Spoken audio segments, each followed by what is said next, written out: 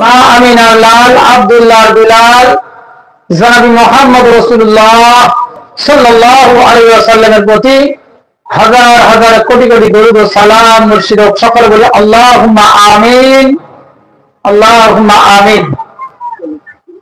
ভাই, আমি কোন আলেমও নাই, আমার মধ্যে তেমন কোন ইলম নাই, তেমন কোন তাকওয়া পরহেজগারি নাই। শুধু কেবলমাত্র কায়ের মুর্শিদের হুকুম হয়েছে, তাই আপনাদের সম্মুখে দাঁড়িয়েছি। আপনাদের জানা কথা শুধু কয়েকটি কথা আলোচনা করা হবে।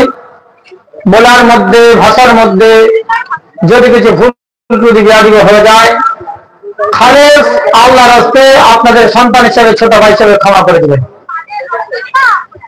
ভাই, আপনারা নিশ্চয় জানেন যে আজকে আমরা যে মজলিসে এসেছি, এই মজলিসের নাম দেওয়া আছে উরুসকুল মজলিস, দোয়ার মজলিস, জিকিরের মজলিস, আল্লাহ রাসূলের মজলিস, কামেল আল্লাহর মজলিস। এই মজলিসে এসে বসে লাভ কি, এটা আমরা অনেকে জানি, অনেকে জানি না।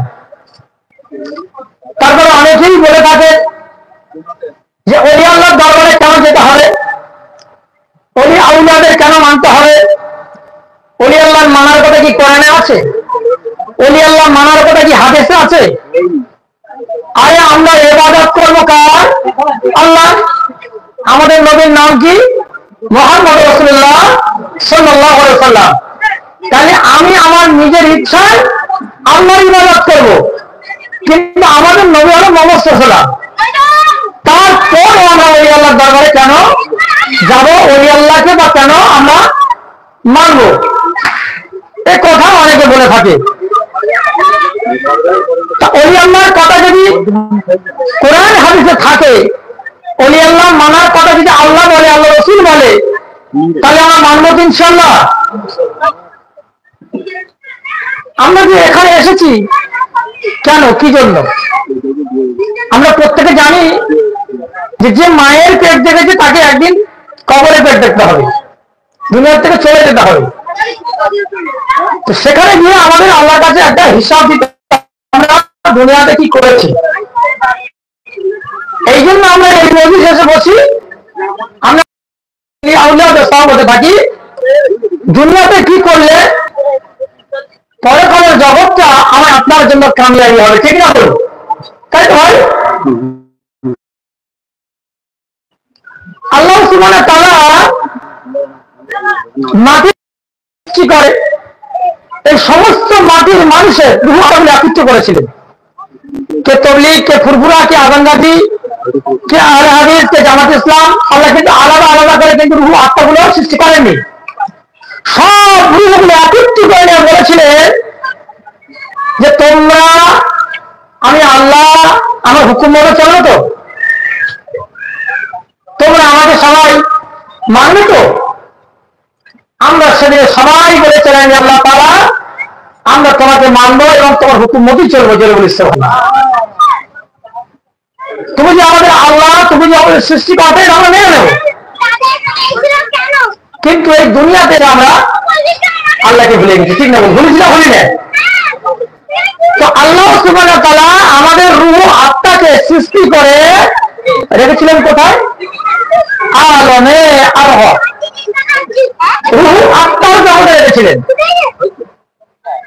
এই রূহ আত্মার জগৎ থেকে আল্লাহ সুবহানাহু ওয়া তাআলা আমাদের আমার প্রত্যেককে একটা একটা একটা করে বার করলেন। বার করে কোথায় আনলেন? আলমে আরহাম, অর্থাৎ মায়ের গর্ভে। কি আমরা প্রত্যেকে মায়ের গর্ভে ছিলাম না? ছিলাম না? ছিলাম। তো এই মায়ের গর্ভে থেকে আল্লাহ সুবহানাহু ওয়া তাআলা আবার আমাদেরকে একটা একটা একটা একটা করে বার করলেন। বার করে কোথায় আনলেন? আলমে দুনিয়া, এই সে দুনিয়া। এই দুনিয়ার মায়ায়, দুনিয়ার ভালোবাসায়, দুনিয়ার চাকচিক্যে যারা নেমে গিয়েছে, দুনিয়া তাদেরকে গ্রাস করে নিয়েছে। আর দুনিয়াকে যারা ত্যাগ করে আল্লাহ তুমি আমার, আমি তোমার, তারাই হচ্ছে আল্লাহ মাহবুব বান্দা, আল্লাহর বন্ধু, তারাই হচ্ছে কামেল ওলি আল্লাহ। জোরে বলি সুবহানাল্লাহ। এটা আপনি জানেন না, এটা আপনি বুঝি না। এই দুনিয়াটাকে আমাদের জন্য শেষ করে দিন। দুনিয়ার থেকে আবার আল্লাহ সুবহানাহু ওয়া তাআলা আমাদেরকে একটা একটা করে বার করবেন। বার করে কোথায় নিয়ে যাবে? আলমে বারজাখ। এই বারজাখের জগতে আমার আপনাদের প্রত্যেকে চলে যেতে হবে। আমার দাদা গিয়েছে, আমার দাদি গিয়েছে, আমাদের অনেক পূর্বপুরুষরা গিয়েছে, গিয়েছে না যায়নি ভাই? গিয়েছে, প্রত্যেকে চলে গিয়েছে। আমরা যারা আছি আমরাও যাবো। কোথায় যাবো? আলমে বারজাখের জগতে। অর্থাৎ সেটা হলো কবর। এই কবর থেকে আল্লাহ সুবহানাহু ওয়া তাআলা আবার আমাদের প্রত্যেককে তুলে দেন, প্রত্যেককে উঠাবেন। তুলে কোথায় নিয়ে যাবে? আলমে মাহশর।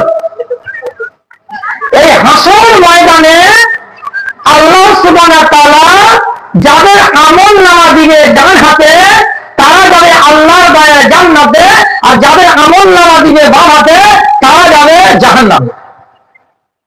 এখন আমল নামা ডান হাতে বলে কারা, বাম হাতে বলে কারা, সেটা আল্লাহ সুবহানাহু ওয়া তাআলা পবিত্র কোরআনে কারীমের মধ্যে জানিয়ে দিয়েছেন। এক কথায় আল্লাহ এবং আল্লাহ রাসূলের হুকুম মতো যারা এই দুনিয়াতে যাদের জীবন গড়ে দেন।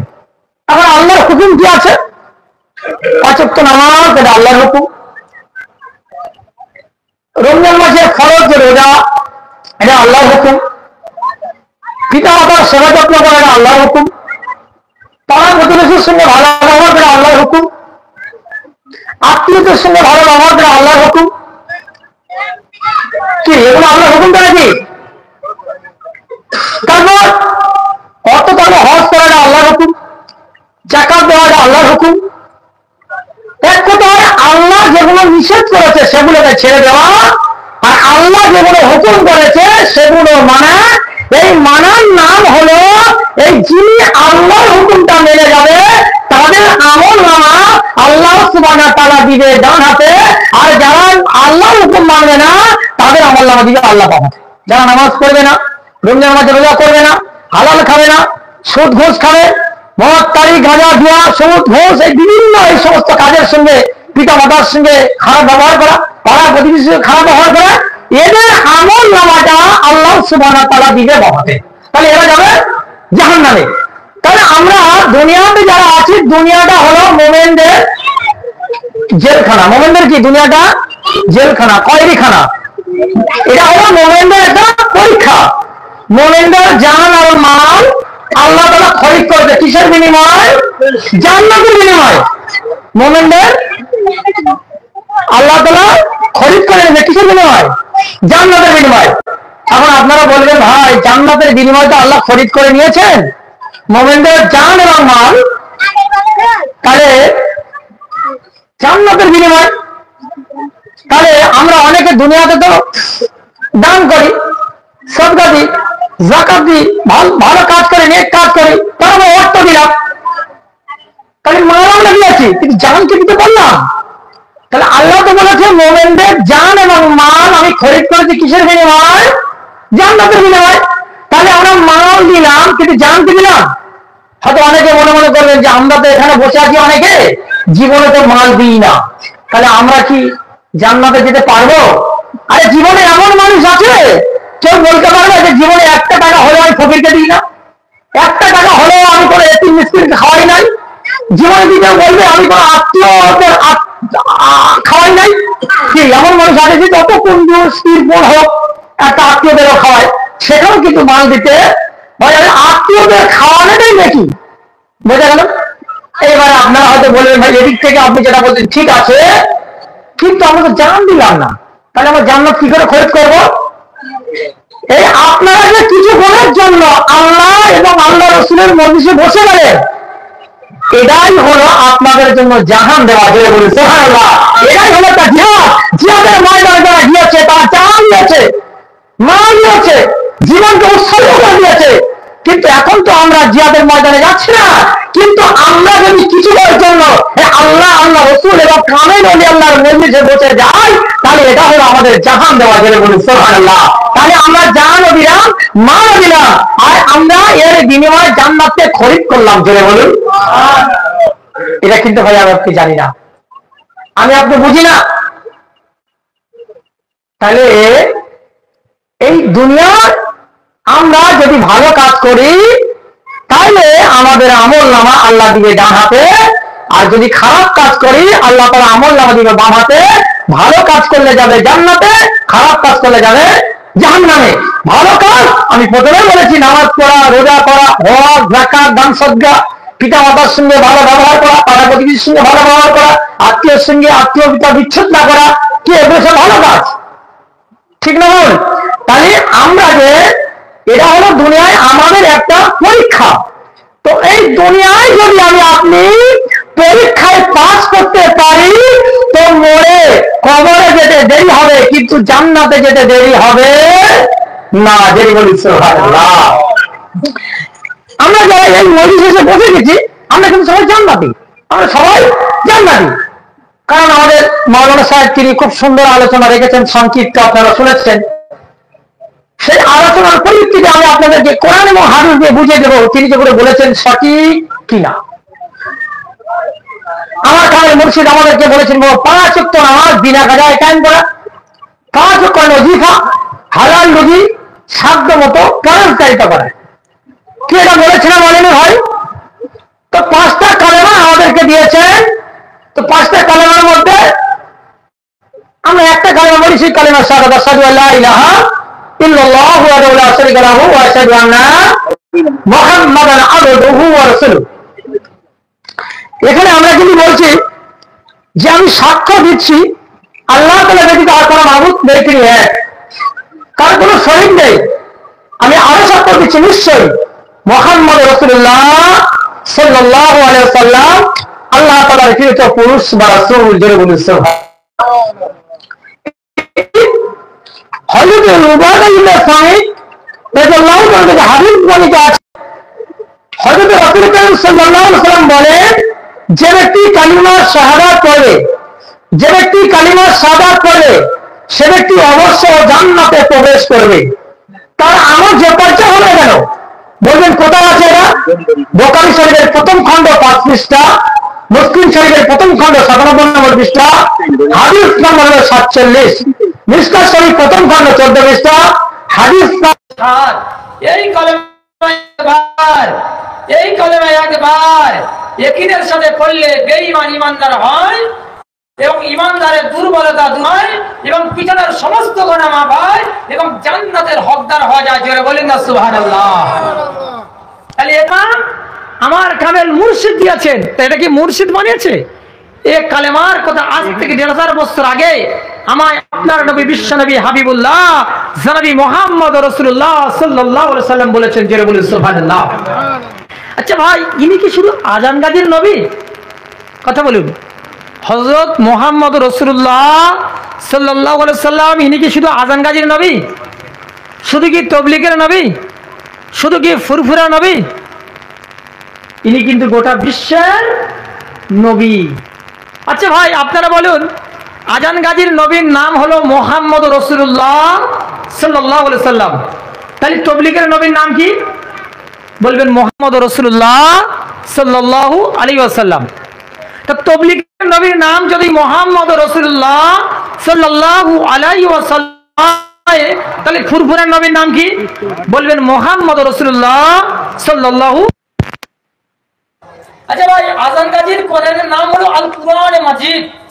তাহলে এবার আমি জানতে চাই, তাহলে তাবলীগের কোরআনের নাম কি? বলবেন এই আল কুরআনে মাজিদ। তাবলীগের কোরআনের নাম হলো এই কোরআনে মাজিদ যদি হয়, তাহলে ফুরফুরার কোরআনের নাম কি? বলবেন এই একই কোরআনে মাজিদ, এই কোরআন। তাহলে আমাদের আল্লাহ সবার এক, আল্লাহ আসমানি কিতাব কোরআন সবার এক। তাহলে আমায় আপনাকে হতে হবে এক না আলাদা? কথা বলুন, হতে হবে এক না আলাদা? তাই আমার কালের মুর্শিদ বলছে, বাবা তুমি কোন দল করো, কোন তরিকা করো, কোন সিলসিলা করো, কোন জামাত করো, তোমাকে ছাড়তে হবে না। তুমি আল্লাহ আল্লাহ রসুলের কথাটা এবং আল্লাহর যে আসমানি কিতাব আল কুরআন এইগুলো যদি আঁকড়ে ধরতে পারো, তাহলে এহকালের জগৎ এবং পরকালের জগৎটা আমার আপনার জন্য কামিয়াবি হয়ে যাবে। যে বলেন না সুবহানাল্লাহ। এটা আমি আপনি জানি না, এটা আমি আপনি বুঝি না। এবার আসেন, যারা প্রশ্ন করেন যে ভাই আপনারা ওলি আউলিয়াদের দরবারে কেন যান, ওলি আল্লাহর দরবারে গিয়ে আপনারা কি পান? আমরা তো ওলি আল্লাহকে মানি না, এমন মানুষ আছে কি ওলি আল্লাহ মানে না এমন মানুষ আছে না? নাই, আছে। তবে আমরা একটা কথা প্রায় বলে থাকি, যার তিন নাই তার তিন শয়তান, যার তিন নাই তার তিন শয়তান। কারণ কোরআন তিন মানতে বলেছে, কোরআন অলি মানতে বলেছে, এ বলে অলি মানা যাবে না। তো ভাই কোরআন যদি অলি আউলিয়া মানতে বলে তাহলে আমরা মানবো তো? মানবো তো? এখন বলবেন কোরআন কোথায় বলেছে, সেটা আমাদেরকে দলিল দিন। তা প্রথমে আমি একটা দলিল দিই, আপনারা নিয়ে নিন। পবিত্র কোরআন সূরার নাম সূরা নিসা, আয়াত নম্বর 59। আল্লাহ বলছে তোমরা আমি আল্লাহ আমাকে অনুসরণ করো। এ কথা কে বলেছে? আল্লাহ বলেছে তোমরা আমি আল্লাহ আমাকে অনুসরণ করো এবং আমার রাসূল পাক সাল্লাল্লাহু আলাইহি ওয়াসাল্লাম অনুসরণ করো এবং তোমাদের মধ্যে নেককার সালিহিন আউলিয়াদের অনুসরণ করো। জেনে বলুন এ কথা কে বলেছে? কুরআন বলেছে। এটা আছে সূরা নিসা আয়াত নম্বর 59। কিন্তু ওই আল্লাহর গুণ কেমন থাকবে সেটাও কালামটাকে আল্লাহ তাআলা করতে দিয়েছেন। আচ্ছা ভাই আপনারা বলুন, ছেলে বাবার কাছে গিয়ে বলছে আব্বা আমি তোমার কথা শুনবো, মার কথা শুনবো না। এটা আমি একটা উদাহরণ দিলাম। কোন ছেলে বাবার কাছে গিয়ে বলছে আব্বা আমি তোমার কথা শুনবো কিন্তু মার কথা শুনবো না। বাপ বলছে বাবা তোমার মা যেটা বলে সেটাই শোনো। বলছে না আব্বা আমি তোমার কথা শুনে কিন্তু মার কথা শোনো না। আচ্ছা প্রকৃত কি ওই সন্তানকে বাবার কথা শোনা হলো? কথা বলেন, বাবার কথা শোনা হলো? হলো না। তো যারা বলে কোরআন মানবো হাদিস মানবো ওলি আল্লাহ মানবো না, যারা বলে কোরআন মানবো হাদিস মানবো পীর মানবো না। আচ্ছা কোরআন হাদিস যদি মানতে বলে, যদি না মানে তাহলে কোরআন হাদিসকে মানা হবে? হবে? আল্লাহ বলেছে, আল্লাহ বলেছে কি বলেছে? আল্লাহ বলেছে তোমাদের মধ্যে এমন একটা সংগঠন, এমন একটা দল, এমন একটা তরিকা, এমন একটা সিলসিলা, এমন একটা জামাত থাকবে যারা মানুষের সব কাজের আদেশ করবে, সব কর্মের আদেশ করবে, অসৎ কর্মে নিষেধ করবে, সব কাজের আদেশ করবে। তোমরা সেই সংগঠনের সহমতে থাকবে। আল্লাহ বলেছে। বলবেন এটা কোথায় আছে? পবিত্র কোরআন সূরার নাম সূরা আল ইমরান আয়াত নাম্বার 104। আল্লাহ বলেছে তোমাদের মধ্যে এমন একটা সংগঠন থাকবে। আজকে শ্রী আলের কাছে আমার কিন্তু একটা সংগঠন আছে, আপনার লক্ষ্য করে দেখুন কোরআন যে সংগঠনের কথা বলেছে, এই সংগঠন তুমি গোটা পৃথিবী ঘুরে দেখো কোথাও পাবে না। হয়তো আছে সেটা আমাদের জানা নাই, তবে যদি এই কোরআন যে সংগঠনের কথা বলেছে, আল্লাহ যে সংগঠনের কথা বলেছে, এই সংগঠন যদি তোমাকে দেখতে হয়, দেখতে হবে জামানার পীর, জামানার মুর্শিদ শ্রী আজান গাছর রহমতুল্লাহ দরবার। কোরআন বলেছে সূরা আল ইমরান আয়াত নাম্বার 110 আমরা দেখুন আল্লাহ বলেছেন কুনতুম খায়রা উম্মাতি উখরিজাত লিন-নাস। মানব জাতির সর্বশ্রেষ্ঠ উত্তম তারা সৎ কাজের আদেশ করে যারা, অসৎ কাজের নিষেধ করে যারা। যে বলুন শুধু আমাদের কাছে আমাদের দরবারে গেলে তিনি সৎ কাজের আদেশ করেন, অসৎ কাজের নিষেধ করেন। তার দরবারে গেলে তিনি বলে বাবা তুমি কি করো? ব্যবসা করি। বাবা ব্যবসার মধ্যে কি কোনো সুদ আছে, ঘুষ আছে, হারাম আছে? যদি থাকে বলে বাবা সুদ ঘুষ হারাম বা ছেড়ে দিয়ে হালাল ব্যবসা করো, যে ব্যবসার মধ্যে কোনো সুদ নাই, যে ব্যবসার মধ্যে কোনো ঘুষ নাই, যে ব্যবসার মধ্যে কোনো রকম কোনো ভেজাল নাই। কি কথা বলে না? বলে না? বলে তো। তাহলে তিনি সৎ কাজের আদেশ করেন, অসৎ কাজের নিষেধ করেন। তিনি সৎ কর্মের আদেশ করেন, অসৎ কর্মের নিষেধ করেন। তাহলে কোরআন যে সংগঠনের কথা বলেছে, সেই সংগঠন যদি দেখতে হয় কলকাতা 18 নম্বর বাগমারি জামানার পীর, জামানার মুর্শিদ শ্রী আজান গাছর রহমতুল্লাহ আলাইহি 1876 সালে মৌখিকভাবে হাতখানি একটা সংগঠন প্রতিষ্ঠিত করেছে। সেই সংগঠনকে আপনারা দেখে নিন। যে বলেছে কিন্তু সেই সংগঠনের প্রতিষ্ঠাতা, সেই সংগঠনকে যিনি গঠন করেছেন, সেই মানুষটা কেমন হবে? সেই মানুষ যে তিনি যে আল্লাহর ওলি, আমরা চিনব কি করে, বুঝবো কি করে? আল্লাহ সে ব্যাপারে পবিত্র কোরআনে পথ করে দিয়েছেন। কোথায়? পবিত্র কোরআন পারা নাম্বার 22 সূরার নাম সূরা ইয়াসিন আয়াত নাম্বার 21। আল্লাহ কি বলেছে একটু দেখুন। আল্লাহ বলেছেন ইত্তাবিউ মাল্লা ইয়াসআলুকুম আজরা ওয়া হুম মুহতাদুন। ওই ব্যক্তি হবে তারাই হবে মুহতাদুন, তারাই হবে সালেহীন, তারাই আল্লাহ ওয়ালা, তারাই হবে আল্লাহর বান্দা। তারা কারা? আল্লাহ বলছে ইত্তাবিউ, তাদের ইত্তেবা ওই সমস্ত ব্যক্তিদেরকে অনুসরণ করো যারা ধর্ম প্রচারের জন্য তোমাদের নিকট কোন পারিশ্রমিক বা বিনিময় চায় না, তারাই হলে হেদায়েত প্রাপ্ত, তারাই হলো মুহতাদুন। তাহলে সেই আল্লাহর কাছে রহমতুল্লাহ তিনি প্রতিষ্ঠিত করেছেন 1,24,000 পয়গম্বর নবী রাসূল যেভাবে দিনের দাওয়াত দিয়েছে, যেভাবে ধর্ম প্রচার করেছে, যেভাবে ইসলাম প্রচার করেছে, কারোর কাছে কোনো বিনিময়, কোনো পুরস্কার, কোনো চুক্তি কন্ট্রাক্ট গ্রহণ করেন নাই। খালেস আল্লাহ ভক্তে গোটা বিশ্বের মানুষের কাছে দিনের দাওয়াত দিয়েছে।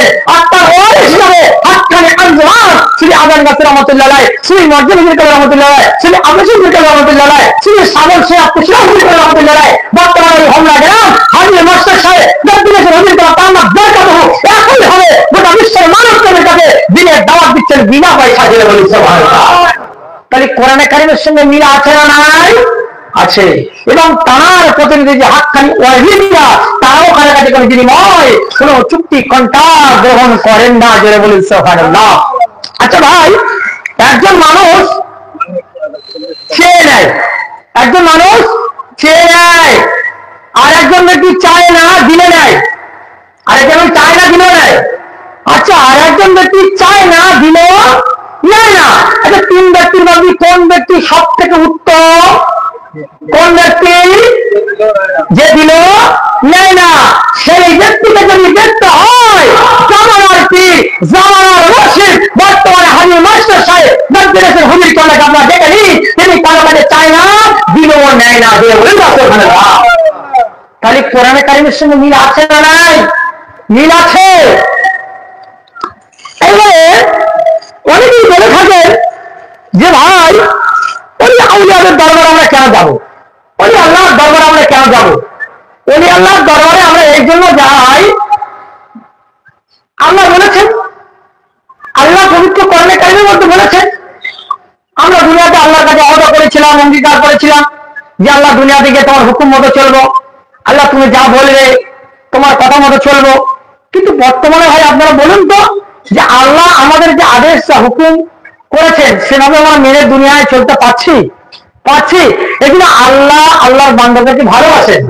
এই জাহান্নামী মানুষদেরকে জান্নাতি বানানোর জন্য আল্লাহ তাআলা যুগে যুগে 1,24,000 পয়গম্বর নবী রাসূল পাঠিয়েছে। এই তাদের হুকুম মতো যারা চলেছে, তাদের কাছে যারা গিয়েছে, তাদের সামনে যারা গিয়েছে, তারাই কামিয়াবি হয়ে গেছে। যেটা বলুন। আচ্ছা বলুন, আমাদের নবীর নাম কি? মুহাম্মদ রাসূলুল্লাহ সাল্লাল্লাহু আলাইহি ওয়াসাল্লাম। আচ্ছা, রাসূলকে কি সবাই মেনেছিল? কথা বলুন। আমাদের নবী হযরত মুহাম্মদ সবাইকে মেনেছিলেন? হযরত মুহাম্মদ রাসূলুল্লাহ সাল্লাল্লাহু আলাইহি ওয়াসাল্লামকে সবাই মানতে পারেনি। কিন্তু বিশ্ব নবী বলেছেন যে আমি হলাম আল্লাহর রাসূল, আমি হলাম আল্লাহর পয়গম্বর, তোমরা আমাকে মানো এবং আমার হুকুম মতো চলো। কারণ আল্লাহ তাআলা তিনি বলেছেন তোমরা যদি আমাকে ভালোবাসো, আমার রাসূলকে ভালোবাসো। বলেছেন বলেনি? রাসূলকে ভালোবাসা মানে আমি আল্লাহ আমাকে ভালোবাসা হবে, রাসূলকে মহব্বত করে আমি আল্লাহ আমাকে মহব্বত করা হবে। কিন্তু সেদিকে যারা রাসূলের দরবারে গিয়েছে, রাসূলকে মহব্বত করেছে, রাসূলকে ভালোবেসেছে, তারাই হয়েছে সাহাবী। যারা রাসূলের ভালোবাসেনি, রাসূলের দরবারে যায়নি, রাসূলের সাহাবতে যায়নি, তারা কি ভাই সাহাবী হতে পেরেছে? হতে পেরেছে? রাসূল ছাড়া সাহাবী হওয়া সম্ভব নয়। সাহাবীদের দরবার ছাড়া তাবিঈন হওয়া সম্ভব নয়। তাবিঈন ছাড়া তাবেঈন হওয়া সম্ভব নয়। আর তাবেঈন ছাড়া কামেল ওলি আউলিয়া হওয়া সম্ভব নয়। আর কামেল ওলি আল্লাহ ছাড়া ওলি আল্লাহর মুরিদ হওয়া সম্ভব নয়। মুরিদ মানে কি? আত্মসমর্পণ করা, মুরিদের কাছে বিক্রি হয়ে যাওয়া। মুরিদ যা বলবে, পীর যা বলবে, মুরিদ তা শুনবে। আচ্ছা ভাই আপনারা বলুন, যারা রাসূলের দরবারে গিয়েছিলেন তারা অন্ধকার থেকে আলো পেয়েছিল না পায়নি? যারা রাসূলের দরবারে আসেনি, রাসূলকে মানেনি, ভালোবাসেনি, তার হুকুম মতো চলেনি, তারা অন্ধকার থেকে আলোর মধ্যে আসতে পেরেছে? তারা মহান অন্ধকারের মধ্যে, মহান জুলমাতের মধ্যে পড়ে গেছে। আর রাসূলকে যারা ভালোবেসেছে, রাসূলকে যারা মহব্বত করেছে, তারাই হয়তো আবু বকর সিদ্দিক রাদিয়াল্লাহু তাআলা, তারাই হয়তো আবু বকর রসুলের ভালোবাসার কারণে এই রসুলকে এমন ভালোবাসা রেখেছে, এমন মহব্বত করেছে, এমন তামিল করেছে। আর আবু বকর সিদ্দিক রাদিয়াল্লাহু তাআলা আনহু তাই তিনি হলেন ইসলাম জাহানের প্রথম খলিফা। ভালোবাসা ছাড়া হতে পেরেছে? থোড়াটা তাজিম আর ভালোবাসার মহব্বত, কিন্তু রসুল তো নাই, নবী তো নাই। আমরা কোথায় যাব? রসুলের দরজা বন্ধ, কিয়ামত পর্যন্ত কানের ওলি আল্লাহর দরবারে খোলা থাকবে। আপনাকে আমাকে কানের ওলি আল্লাহর দরবারে অবশ্যই যাওয়া লাগবে। যদি কেউ বলে যে কোন ওলি আল্লাহর দরবারে যাবো না, ওলি আল্লাহর দরবারে যে মানবে না, সে অন্ধকারের মধ্যে আছে, সে বিপদের মধ্যে আছে। যদি কোনো মানুষ মনে করে যে আমি অন্ধকার থেকে আলোর মধ্যে আসতে চাই, তাহলে তাকে যে কোনো কামেল ওলি আল্লাহর দরবারে যেতেই হবে। বলুন, নবীর দরবার ছাড়া যেমন কেউ সাবি হতে পারেনি, ওলি আল্লাহর দরবার ছাড়া সে তাকওয়া পরকারী মুত্তাকি হতে পারবে না। কিছু বোঝা গেল না? কারণ আল্লাহ বলেছেন নবীর দরবারে যারা গেছে রাসূল পাক সাল্লাল্লাহু আলাইহি ওয়াসাল্লাম তাদেরকে বলেছে, বাবা নামাজ পড়ো 5 ওয়াক্ত, রমজান মাসে রোজা রাখবে, হালাল খাবে, সুদ খাবে না, ঘুষ খাবে না। কি এগুলো বলেছে না বলেনি? রসুলের কথা মতো তারা আমল করেছে, তাই তাদের জীবনকে তারা পরিবর্তন করে নিয়েছে। কিন্তু রসুল তো নাই, নবী তো নাই, তাহলে আমরা যাবো কোথায়? আমাদের ওলি আল্লাহর দরবারে। ওলি আল্লাহর দরবারে গেলে ওলি আল্লাহ আমাদের কি শিখাবে? বাবা 5 ওয়াক্ত নামাজ পড়ে বিনা কাজায়, বাবা রমজান মাসে 5 রোজা রাখবে, বাবা হালাল খাবে, বাবা 5 ওয়াক্ত নফিল পড়বে, বাবা সাধ্য মতো ফরজ করবে, তারপর ফরজদারি করবে। কে বলি সুবহানাল্লাহ। ওলি আল্লাহ আমাদের এটাই শিখায়, কারণ কোরআন বলেছে। কোরআন কি বলেছে? আল্লাহ কোরআন বলেছে, ইয়া আইয়ুহান নাসু কুলু মিম্মা ফিল আরদি হালালান তাইয়্যিবা। হে মুমিনেরা, পৃথিবীর মধ্যে যে হালাল ও বহির পবিত্র খাদ্য তা হইতে ভক্ষণ করো। আল্লাহ কোন খাদ্য খেতে বলেছে? হালাল। আজকে সমাজে আমরা বেশিরভাগ মানুষের দিকে যদি লক্ষ্য করে দেখি, তারা হারাম হালাল সুদ ঘুষ তার কোনো তাবিজ করে না। কিন্তু আমরা এমন একটা দরবার পেয়েছি, সেই দরবারে যাওয়ার সাথে সাথে আমার কানের মুর্শিদ বলে, বাবা তোমার রিজকে হালাল আছে। আজকে আমার যে ভাইওয়ালা ভাই এই উৎসবগুলি মজলিস করেছে, তাকে হুজুর কেলা জিজ্ঞাসা করেছে, বাবা তুই 5 ওয়াক্ত নামাজ পড়ো, বাবা তুই 5 ওয়াক্ত ওয়াজিবা পড়ো, বাবা তুমি যে তাবারুক করবে, এই তাবারুকটা কি রিজকে হালাল হালাল পয়সা দেয়? তুই বলেছেন আমি নামাজ পড়ি, আমি 5 ওয়াক্ত ওয়াজিবা পড়ি, আমার রিজকে হালাল আছে, এই হালাল পয়সা দ্বারাই আমি একটা উৎসবগুলি মজলিস করবো। জেনে বলুন, কারণ তিনি এই কথা কেন বলেছে? আল্লাহ আল্লাহ রসুলের সঙ্গে কতটা মিল আছে দেখুন। আল্লাহ বলেছে, কে বলেছে? আল্লাহ বলেছে। আল্লাহ কি বলেছে? আল্লাহ বলেছে, হে রাসূল তোমরা পবিত্র হালাল বস্তু আহার করার পর নেক আমল করো। একথা কে বলেছে? আল্লাহ বলেছে। আচ্ছা এই আল্লাহ কি শুধু আজানদারি আল্লাহ, শুধু কি তাবলীগের আল্লাহ, শুধু কি ফুরফুরের আল্লাহ? আল্লাহ সবাই তো, তাহলে সবাইকে কথা মানতে হবে না? হবে না। তাহলে সবার যে ধর্মগুরু থাকবে, সবার যে আমির থাকবে, সবার যে নেতা থাকবে, সবার যে পীর থাকবে, সেই পীর কোন কথা বলবে? কোরআনের কথা। কোরআনের কথা কার কথা? আল্লাহর কথা। আল্লাহ কি বলেছে? যে হে আমার রাসূল তোমরা পবিত্র হালাল বস্তু আহার করো, কতবার নেক আমল করো। আগে হালাল খাও, তারপর নেক আমল করো। আগে হালাল খাও, তারপর নেক আমল করো। এখন নেক আমল বলতে কি? নামাজ পড়া নেক আমল, রোজা করা নেক আমল, হজ করা নেক আমল, যাকাত দেওয়া নেক আমল, দান সদকা করা নেক আমল। কে বলে নেক আমল? না বললা। আজকে যে উৎসবুল মজলিস, এটাও নেক আমল, ভালো আমল। এই নেক আমল, ভালো আমল, এই জলসা মাহফিল, নবীর নূর, আমরা যাই করি না কেন, মসজিদ করি, মাদ্রাসা করি, আমরা এই যে নেক কাজের জন্য, ভালো কাজের জন্য যেটা করবো, সেটা কিভাবে করতে হবে? আল্লাহ বলেছে যে আগে হালাল খাও, তারপর নেক আমল করো। কাকে বলেছে? আল্লাহ রসুলকে বলেছে। আল্লাহ রসুলকে বলেছে। বলবেন কোথায় আছে? সূরার নাম সূরা মুমিনুন, আয়াত নাম্বার 51। সূরার নাম সূরা মুমিনুন, আয়াত নাম্বার 51। আগে হালাল খাও, তারপর নেক আমল করো। আজকে আমরা পৃথিবীর যদি লক্ষ্য করে দেখি, তবে হয়তো আপনাদের এলাকা ভালো, অনেকে নামাজ পড়ে না, রমজান মাসে রোজাও করে না, সুদ ঘুষ এই সমস্ত কাজের মধ্যে লিপ্ত থাকার কারণে তারাও মাদ্রাসা থেকে কিছু ছেলে 2-1 খতম পড়ে দিকে করে খাইয়ে দিচ্ছে, নেক কাজ করছে। কিন্তু আল্লাহ বলছে আগে হালাল খাও, তারপর নেক কাজ করো। কিন্তু তার মধ্যে আছে হারাম, তার মধ্যে আছে সুদ, তার মধ্যে আছে ঘুষ, এই সমস্ত খারাপ কাজ খাচ্ছে, তিনি অর্থাৎ ভালো কাজ করছে। ওরা আল্লাহ বলেছে তুমি নেক কাজ করার আগে কি করবে? তুমি হালাল খাবে। আর আমাদের মধ্যে যদি থাকে খারাপ, তাহলে নেক কাজ করলে গোনা হবে, নেক কাজ করলে গোনা হবে। কারণ এটা কে বলেছে? আল্লাহ বলেছে। আল্লাহ কাকে বলেছে? আল্লাহ রসুলকে বলেছে। রসুল শুধু আজান গাছি নবী নয়, তিনি হলো গোটা বিশ্ব নবী। তাই হাক্কানি আন্দোলনের পীর শুধু আজান গাছি রহমাতুল্লাহ আলাইহি পরস্পর যে খলিফা বানায় এসেছেন, তারা এই কথাগুলো বলেছে, বাবা তোমার নামাজ পড়ার আগে, রোজা করার আগে, হজ করার আগে, দান সজ্জা করার আগে, তুমি ভালো কাজ করার আগে, উলসুকুল মজলিস করার আগে, তুমি মসজিদ করবে, মাদ্রাসা করবে, জলসা করবে, নবী দিবস করবে, তুমি আগে নেক কাজ করো, ভালো কাজ করবে। এই কাজের আগে তোমার রিজকেটা হালাল করো। তাহলে তুমি আওলাদি কথা কর্মের করার সঙ্গে মিল আছে না নাই? আর যদি আজকে আমার যে বাড়িওয়ালা হয় উলসুকুল করেছে, এনার মধ্যে থাকে ঘুষ, এনার মধ্যে থাকে কিন্তু মানে ঘুষ, সুদ, হারাম, তাহলে আজকে যদি সেই পয়সা নিয়ে যদি নেক কাজ করে, তাহলে আল্লাহর হুকুম মানা হবে? মানা হবে? তাহলে আজকে তুমি বলো যে হাতখানি আন্দোলন বেদাত করে ছেড়ে করে, আশা করি হাতখানি আন্দোলন যে বেদাত ছেড়ে করে তোমাকে বলো কোরআন এবং হাদিস দিয়ে একটা প্রমাণ করাতে পারবে না। বরঞ্চ আমরা যে কথাগুলো বলি কোরআন এবং হাদিসের কথা, আর বর্তমানে যারা বলে তাদের দিকটা যদি আমরা কোরআন এবং হাদিসের সঙ্গে মিলাই, তাহলে বর্তমানে এই যে ৭২ দল ৭৩ ফেরকার মধ্যে এই তারা কিন্তু সেই ফেরকার মধ্যে আছে। ঠিক না ভুল? ঠিক না ভুল? ফেরকার মধ্যে আছে। কারণ তুমি কোরআন জানো, হাদিস জানো, সামনে তুমি প্রমাণ করে দেখো হাতখানি আন্দোলন যে কথাগুলো বলেছে সেগুলো কোরআনের কথা, সেগুলো হাদিসের কথা, আল্লাহর কথা, আল্লাহ রসুলের কথা, সেই কথাগুলো আমার কামেল মুর্শিদ বলে, আর মুর্শিদের পাক জবানের কথাগুলো আমরা আপনাদের কাছে বলে যাই। ঠিক না ভুল? আজকে জোরে বলবেন না সুবহানাল্লাহ? হ্যাঁ, এটা আমি আপনি জানি না, আমি আপনি বলি না।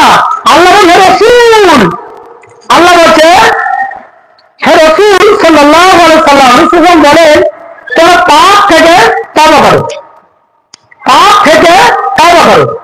কারণ পাপ থেকে তওবা করলে কি হয়? যদি খালেস দিলে তওবা করা যায়, আল্লাহ সুবহানাহু ওয়া তাআলা তার নিষ্পাপ বানিয়ে দেয়। তাহলে আজকে দেখুন শুধু আজান গাছি রহমাতুল্লাহ এইরকম একটা মজলিস প্রতিষ্ঠিত করে তিনি অসংখ্য বার মজলিস শুরুতে তওবা করায়, কি মজলিস শেষে আমাদের তওবা করায়। তার মানে কি এখান থেকে আমাদেরকে নিষ্পাপ করে ঘরে পাঠায়। যে বলুন, কারণ কোরআন বলছে, হাদিস বলছে, ইবনে মাজাহ মিশকাত শরীফ প্রথম খণ্ড 206 পৃষ্ঠার মধ্যে উল্লেখ করা হয়েছে। শুধু আজান গাছি রহমাতুল্লাহ সেই কথাটাই আমাদেরকে শুনে দিয়েছেন। এটা আমি আপনি জানি না, এটা আমি আপনি বলি না। আল্লাহ বলছে আমার একদল বান্দা প্রার্থনা করবে, আমি তাদের প্রার্থনাকে কবুল করব, আমি তাদের প্রার্থনা কবুল করবো। সত্য হবে কি? রিজকে হালাল। তাই আমার কালের মুর্শিদ আমাদের দোয়া কবুল হতে পারে, না হতে পারে, কিন্তু আমার কালের মুর্শিদ তিনি মুস্তাজাবুদ দুআ আছে, তিনি বাইরের কোনো খাবার খায় না, তারা নিজের রিজকে হালাল পয়সা তিনি ভক্ষণ করে, অর্থাৎ তিনি মুস্তাজাবুদ দুআ।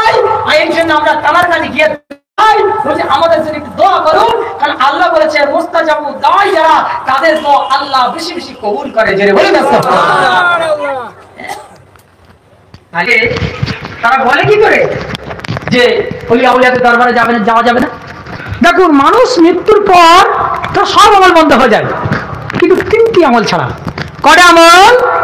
মানুষ মরে যাওয়ার পর তার সব আমল বন্ধ হয়ে যায়, 3টি আমল ছাড়া। 3টি আমল কি? যার দ্বারায় মানুষের উপকৃত হয়, যার দ্বারায় মানুষের উপকৃত হয়। আচ্ছা বলুন ভাই, আমাদের দ্বারা আজকে মানুষের উপকার হয় না ক্ষতি হয়? উপকার হয় না ক্ষতি হয়? ভালো করে ভেবে দেখবেন। তবে কিছু মানুষের দ্বারা উপকার হয়, তবে বেশিরভাগ মানুষের দ্বারা ক্ষতি হয়। ঠিক না ভুল? 2 হলো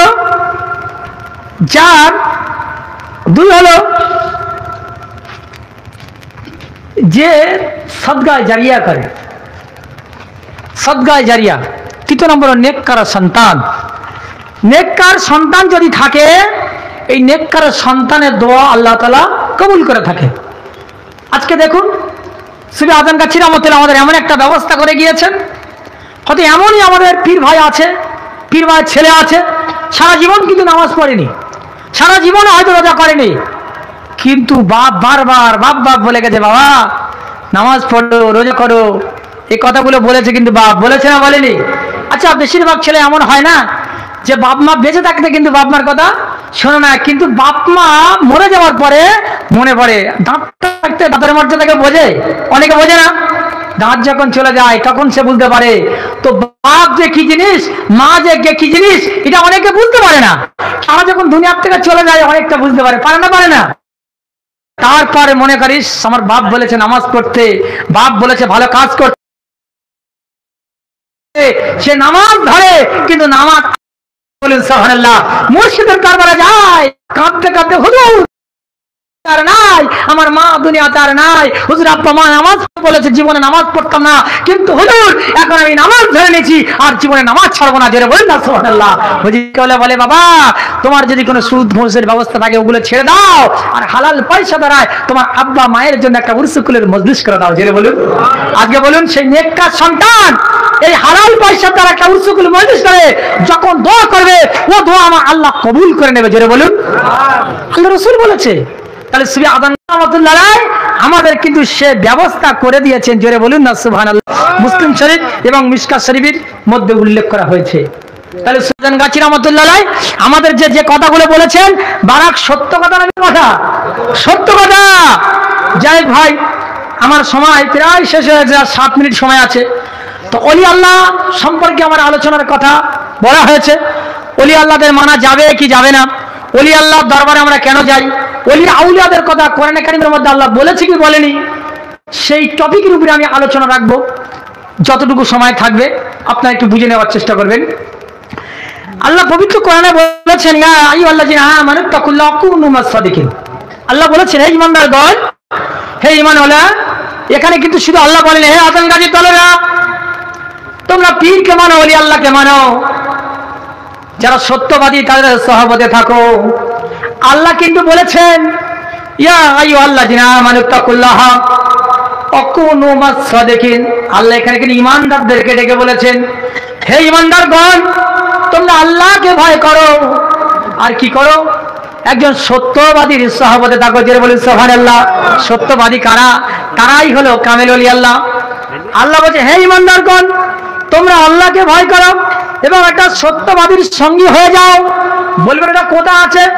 পবিত্র কোরআন, সূরার নাম সূরা তওবা, আয়াত নাম্বার 119। জোরে বলেন সুবহানাল্লাহ। তাহলে আল্লাহ বলেছে সত্যবাদীর সহবতে থাকার কথা। আল্লাহ বলেছে তা যারা বলে কোরআন মানবো, হাদিস মানবো, ওলি আল্লাহ মানবো না, তাহলে কোরআন তো বলেছে ওলি আল্লাহ মানার কথা, তাহলে আমি আপনি বলি কি করে যে ওলি আল্লাহ মানবো না? এবারে আমরা একটা ওসিলা ধরি না ভাই? ওসিলা ধরি তো নাকি? অনেকে বলে ডাইরেক্ট আল্লাহর কাছে চাইবো, ওসিলা কেন ধরবো? আমি বলি ভাই, তোমার জীবনে কোনো রোগ হয়েছে, জ্বর হয়েছে, ডায়রিয়া হয়েছে, আর অনেক কিছু হয়েছে, কোথায় যাও? বলে ডাক্তারের কাছে যাই। আরে ডাক্তারের কাছে কেন যাও? বলে ডাক্তার হলো ওসিলা, ডাক্তার যখন ওষুধ দেবে ওই ওষুধটা ওসিলা, রোগ ছাড়া কে? বলে আল্লাহ। আমি বলি তোমার জ্বর হয়েছে, ডায়রিয়া হয়েছে, কলেরা হয়েছে, তার জন্য তুমি ডাক্তারের কাছে গিয়েছো, ডাক্তার ওষুধ দিয়েছে, রোগ সারিয়েছে আল্লাহ, ডাক্তার হলো ওসিলা। আর আমি আপনি ওলি আল্লাহর দরবারে কেন যাই? রূহ আত্মার একটা রোগ আছে, রূহ আত্মার কল্পে একটা মরিচা পড়ে গিয়েছে। এই রূহ আত্মার যদি ট্রিটমেন্ট করতে হয়, দুনিয়ার কোনো ডাক্তারের কাছে যাওয়া যাবে না, দুনিয়ার কোনো ডাক্তারের রোগ সারাতে পারবে না। আমি আপনাকে যেতে হবে ওলি আউলিয়াদের দরবারে। ওলি আল্লাহদের দরবারে যদি যাওয়া যায়, ওলি আল্লাহ আমায় আপনার রূহ আত্মার ট্রিটমেন্ট করে দেবে। জোরে বলুন সুবহানাল্লাহ। আউলিয়া হলো ওসিলা, আর রূহ আত্মার ট্রিটমেন্ট করে দেবে আমার কামেল মুর্শিদ, আর রোগ সারাবে হলো আমার আল্লাহ। জোরে বলেন না সুবহানাল্লাহ। এবার ওসিলা আমরা যে ধরি, আমরা ওসিলা যে মানি, মানার কথা আছে কিনা? পবিত্র কোরআনকে আপনারা দেখুন, বলবেন কোথায়? মায়েদা আয়াত নাম্বার 35। আল্লাহ বলছে, হে ঈমানদারগণ, হে ঈমানদারগণ, তোমরা আল্লাহকে ভয় করো। কাকে ভয় করো? তোমরা আল্লাহকে ভয় করো এবং আল্লাহ পর্যন্ত পৌঁছানোর জন্য ওসিলা অন্বেষণ করো। আল্লাহ পর্যন্ত পৌঁছানোর জন্য ওসিলা অন্বেষণ করো। কোরআন বলেছে কোথায়? সূরা মায়েদা আয়াত নাম্বার 35। সূরা মায়েদা আয়াত নাম্বার 35, পবিত্র কোরআন। সূরার নাম সূরা ইউনূস, আয়াত নাম্বার 62। আল্লাহ বলেছে আলা ইন্না আউলিয়া আল্লাহি লা খাউফুন আলাইহিম ওয়া লা হুম ইয়াহজানুন। আল্লাহ বলেছে জেনে রাখো, নিশ্চয় যারা আল্লাহর ওলি তাদের কোনো ভয় নাই, তাদের কোনো চিন্তা নাই। জোরে বলি সুবহানাল্লাহ। ওটা আছে সূরার নাম সূরা ইউনূস, আয়াত নাম্বার 62। আল্লাহ বলেছে যারা আমার ওলি, যারা হলো আমার বন্ধু, তাদের কোনো ভয় নাই, তাদের কোনো চিন্তা নাই। জোরে বলি সুবহানাল্লাহ।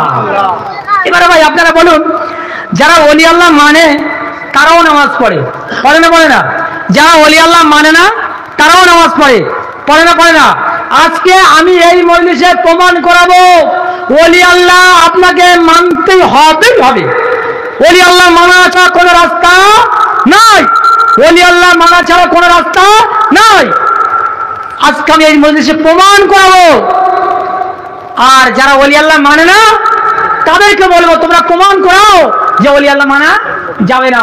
আচ্ছা ভাই, যারা ওলি আল্লাহ মানে না তারা নামাজ পড়ে, যারা ওলি আল্লাহ মানে তারাও নামাজ পড়ে, পড়ে না পড়ে না? কথা বলুন, পড়ে না পড়ে না? আমরা প্রত্যেকে নামাজ পড়ার সময় প্রথম কোন সূরা পড়ি ভাই? সূরা ফাতিহা। সূরা ফাতিহা পড়ি না পড়ি না? পড়ি, প্রত্যেকে পড়ি। সে হতে পারে তবলিগ, হতে পারে ফুরফুরা, হতে পারে আজান গাজী, হতে পারে আহলে হাদিস, হতে পারে জামাত ইসলাম, যে যে দল করুক, যে যে সিলসিলা করুক, সবাই কিন্তু আমরা সূরা ফাতিহা পড়ি, পড়ি না পড়ি না? আমরা বলছি আলহামদুলিল্লাহি রাব্বিল আলামিন আর রহমানির রহিম মালিকি ইয়াউমিদ্দিন ইয়াকা না'বুদু ওয়া ইয়াকা নাস্তাঈন ইহদিনাস সিরাতাল মুস্তাকিম। এটা আমরা বলি না বলি না? বলি তো। আমরা কিন্তু এখানে বলছি আলহামদুলিল্লাহি রাব্বিল আলামিন। আমরা বলছি সমস্ত প্রশংসা আল্লাহ তাআলার জন্য। আমরা প্রশংসা করি কার? আল্লাহ। প্রশংসার যোগ্য তিনি কে? তিনি আল্লাহ। আমরা এটাই বলছি আল্লাহ তাআলার জন্য, যিনি বিশ্ব জগতের প্রতিপালক, যিনি পরম করুণাময় অশেষ দয়ালু, যিনি বিচার দিনের মালিক।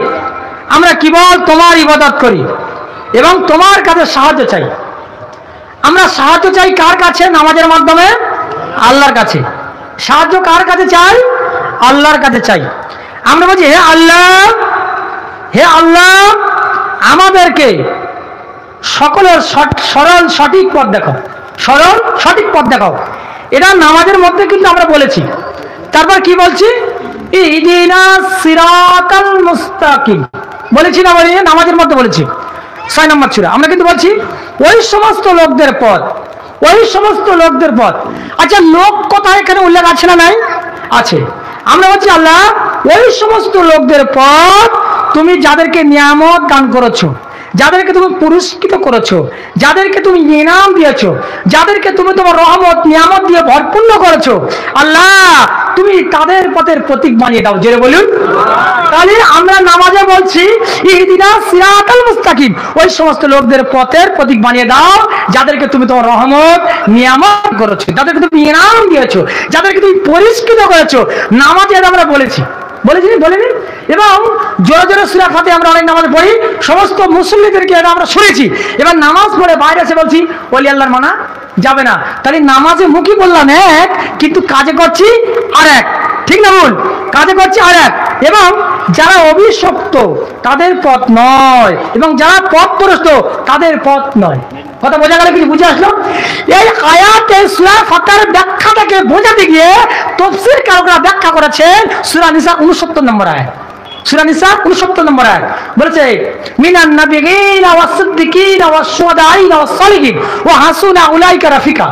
এখানে কিন্তু আমরা বলছি মিনান নাবিয়িন, নবীদের ইতাআতের কথা। আমাদের নবীর নাম কি? মুহাম্মদ রাসূলুল্লাহ সাল্লাল্লাহু আলাইহি ওয়াসাল্লাম। এই রাসূলের ইতাআত করার কথা আল্লাহ তাআলা বলেছেন, এবং আমরা কিন্তু আমাদের রাসূলকে ইতাআত করি না? মিনান নাবিয়িন সিদ্দিকিন, সিদ্দিক বলতে আমরা কি বুঝি? সত্যবাদী। যেমন সাহাবীদের মধ্যে সত্যবাদী ছিলেন, সবাই সত্যবাদী ছিলেন সাহাবীরা, কিন্তু সত্যবাদীর সর্বশ্রেষ্ঠ সত্যবাদী উপাধি দেওয়া হয়েছিল হযরত আবু বকর সিদ্দিক রাদিয়াল্লাহু তাআলা আনহু। তাই তিনি হয়েছিলেন ইসলাম জাহানের প্রথম খলিফা। যারা বলেন সুবহানাল্লাহ। তারপর আমরা বলেছি শুহাদা মানে যারা আল্লাহর রাস্তায় শহীদ হয়ে গেছে, যেমন হযরত আলী রাদিয়াল্লাহু তাআলা আনহু, যেমন হামজা রাদিয়াল্লাহু তাআলা আনহু শহীদ হয়ে গেছে। এই শহীদের মধ্যে সর্বশ্রেষ্ঠ শহীদের মর্যাদা লাভ করেছিলেন হযরত হামজা রাদিয়াল্লাহু তাআলা আনহু, হযরত আলী রাদিয়াল্লাহু তাআলা আনহু। জোরে বলুন সুবহানাল্লাহ। এবং তারপর আমরা বলেছি ওয়া হাসুনা উলাইকা রাফিকা। আর কোরআনে আল্লাহ তাআলা এটাই বলেছেন, ইয়া আইয়ুহাল্লাযিনা আমানু তাকুল্লাহ ওয়া কুনু মাস সাদিকিন। আল্লাহ বলে, হে ঈমানদারগণ, হে ঈমানওয়ালা, তোমরা আল্লাহকে ভয় করো এবং সত্যবাদীর সহবতে থাকো। যেমন পীর ওলিদের মধ্যে সর্বশ্রেষ্ঠ ওলি, বড় ওলি বড় পীর আব্দুল কাদের জিলানী রাহমাতুল্লাহ আলাইহি। জোরে বলুন সুবহানাল্লাহ। তাহলে কথা কিছু বুঝে আসলো। তারপরে এই ওলি আল্লাহ ডিফিনিশনটা যেহেতু আমার সময় শেষ, আমি আর বোঝাতে পারছি না, তবে আমি একটু করে আপনাদেরকে এটা বোঝাবো যে ওলি আউলিয়াদের দরবারে গেলে লাভ কি লস কি, এটাই বলে আমি শেষ করবো। তবে ওলি আউলিয়ারা সুপারিশ করতে পারবেন কিনা, ওলি আউলিয়ারা ওলি আল্লাহদের মুরিদানদের জন্য সুপারিশ করবেন কিনা, এ ব্যাপারে আমরা অনেকেই বলে থাকি যে অনেক নবীরা পর্যন্ত তারা ইয়া নফসি করবে। হ্যাঁ, এটা ঠিক, তাদের কথা ঠিক, কিন্তু তারা যে কথাটা বলেন, কিন্তু আমাদের নবী, আপনার নবী বিশ্ব নবী হাবিবুল্লাহ বলবেন, সমস্ত নবীরা বলবে ইয়া নফসি ইয়া নফসি ইয়া নফসি। আর আমার আপনার নবী বিশ্ব নবী হাবিবুল্লাহ জনাবি মুহাম্মদ রাসূলুল্লাহ সাল্লাল্লাহু আলাইহি ওয়াসাল্লাম সেদিনে বলবে ইয়া হাবলি উম্মতি ইয়া হাবলি উম্মতি। আল্লাহ আমার উম্মতের উপর হবে কি? জেনে বলুন। আমার আল্লাহ বলবে, ও আমার হাবিব, ও আমার বন্ধু, ও আমার দোস্ত, তুমি তোমার সমস্ত উম্মতদেরকে নিয়ে আমার দ্বার জান্নাতে চলে যাও। জেনে বলুন। এটা আমি আপনি জানি না, এটা আমি আপনি বুঝি না। এবার কোন ওলি আল্লাহকে সুপারিশ করতে পারবেন? হাদিস পাকের মধ্যে এসেছে, হযরত উসমান ইবনে আফসান রাদিয়াল্লাহু তাআলা থেকে হাদিস বর্ণিত আছে, নবী করিম সাল্লাল্লাহু আলাইহি ওয়াসাল্লাম বলেছেন, কে বলেছেন? রাসূল বলেছেন। ইনি কাদের নবী, কাদের রাসূল? শুধু আযান গাজীর নবী নয়, শুধু তাবলীগের নবী নয়, শুধু ফুরফুরের নবী নয়, শুধু আহলে হাদিসের নবী নয়, ইনি হলো গোটা বিশ্বের নবী। তিনি বলেছেন, কাল কিয়ামতের মহা ময়দানে, কিয়ামতের হাসরের দিন আমার এক শ্রেণীর উম্মতদেরকে আমার আল্লাহর তারা তিন শ্রেণীর লোক সুপারিশ করতে পারবেন। আল্লাহ রাসূল বলেছেন, তিন শ্রেণীর লোক কিয়ামতের মহা ময়দানে, কিয়ামতের হাসরের দিন তারা সুপারিশ করতে পারবেন আল্লাহ তাআলার কাছে অনুমতি নিয়ে। আর আল্লাহ তাআলা তাদেরকে সুপারিশের অনুমতি দিবেন। যে বলুন, প্রথম নম্বর নবীরা, নবীরা সুপারিশ করতে পারবেন এবং শহীদানরাও সুপারিশ করতে পারবেন এবং নেককার সালেহীন আউলিয়াগণেরাও সুপারিশ করতে পারবেন এবং বংশের মধ্যে যদি কোনো হাক্কানি আলেম থাকে তারাও বংশের জন্য সুপারিশ করতে পারবেন এবং বংশের মধ্যে যদি কোনো হাফেজ থাকে তারাও সুপারিশ করতে পারবেন। সুবহানাল্লাহ। আল্লাহ তাআলার কাছে অনুমতি নিয়ে এবং আল্লাহ তাআলা তাদেরকে সুপারিশ করার অনুমতি দেবে। বলবেন ভাই তার দলিল কি আছে? মিশকাত শরীফ দ্বিতীয় খণ্ড 495 নম্বর পৃষ্ঠা, আবু দাউদ শরীফ পঞ্চম খণ্ড 660 পৃষ্ঠা, হাদিস নাম্বার হলো 5043, বেহেশত জেরস ষষ্ঠম খণ্ড 648 নম্বর পৃষ্ঠার মধ্যে উল্লেখ করা হয়েছে। জোরে বলুন সুবহানাল্লাহ। যারা বলে পীর ওলি আল্লাহ মানা যাবে না, আজকে আমি এখানে বলে গেলাম, আমার মোবাইল নাম্বার দিয়ে যাব, আপনারা যদি ওলি আল্লাহ মানা যাবে না একটা প্রমাণ করতে পারেন তাহলে সেদিনে বলবো যে আপনারা যেটা বলছেন ঠিক। আশা করি আমি বলে যাই, আপনারা একটা প্রমাণ করতে পারবেন না, পারবেন না, পারবেন না। কিয়ামতের আগ পর্যন্ত যে ওলি আল্লাহ মানা যাবে না এই কথা আপনারা কেউ বলতে পারবেন না, প্রমাণও করাতে পারবেন না। জেনে বলেন সুবহানাল্লাহ। শেষে শুধু একটা কথা, 1 মিনিটই শেষ করব। বিশ্বনবী সাল্লাল্লাহু আলাইহি সাল্লাম তিনি বলছেন যে কাল কিয়ামতের মহা ময়দানে, কিয়ামতের হাসরের দিন আমার এক শ্রেণীর উম্মতদেরকে যখন তোলা হবে তখন তাদের চেহারা থেকে আল্লাহর নূর চমকাবে। সাহাবা আজমাইনা রাসূল পাক সাল্লাল্লাহু আলাইহি সাল্লামকে আরজ করলেন, ইয়া রাসূলুল্লাহ, ইয়া হাবিবাল্লাহ, হুজুর সেই মানুষগুলো কারা? রাসূল পাক সাল্লাল্লাহু আলাইহি সাল্লাম বললেন, এই মানুষগুলো হবে আমার আখিরি জামানার এক শ্রেণীর উম্মত। জেনে বলুন। এবং অন্য নবীরা পর্যন্ত সেদিন আফসোস করবে আর বলবে, ইয়া আল্লাহ তাআলা এই নূরগুলো আমাদেরকে দেয়া হোক। শহীদানরাও আফসোস করবে আর বলবে, ইয়া আল্লাহ তাআলা এই নূরগুলো আমাদেরকে দেয়া হোক। তাদের এমন নূর ঝলমল ঝলমল করবে, কিন্তু তাদেরকে দেওয়া হবে না। সাহাবা আজমাইন আরজ করলেন, ইয়া রাসূলুল্লাহ, ইয়া হাবিবাল্লাহ, হুজুর এই মানুষগুলো দুনিয়াতে এমন কি আমল করতো যে তাদের চেহারা থেকে আল্লাহর নূর চমকাবে? বিশ্বনবী সাল্লাল্লাহু আলাইহি সাল্লাম বললেন, ও সাহাবীরা, এই মানুষগুলো বিনা কাজায় 5 ওয়াক্ত নামাজ আদায় করত, জোরে বলুন। আর 5 ওয়াক্ত নামাজে, এই 5 ওয়াক্ত নামাজে তারা 5 ওয়াক্ত কোরআনি ওজিফা আমল করত, জোরে বলুন। আর তারপরে তারা শেষে একটা মোনাজাত করত। কি মোনাজাত? শুধু তারা হাত তুলে মোনাজাত করত। শুধু তারা তাদের নিজের জন্য দোয়া চাইতেন না, শুধু তারা তাদের বিবি বাচ্চাদের জন্য দোয়া চাইতো না, শুধু তারা তাদের পাড়া প্রতিবেশীর জন্য দোয়া চাইতো না, তারা হাত তুলে এই দোয়া করত, ইলাহি রহম জিয়াদা কর কিয়ামত তক তামাম আলেম পড়ে, জেরে বলুন।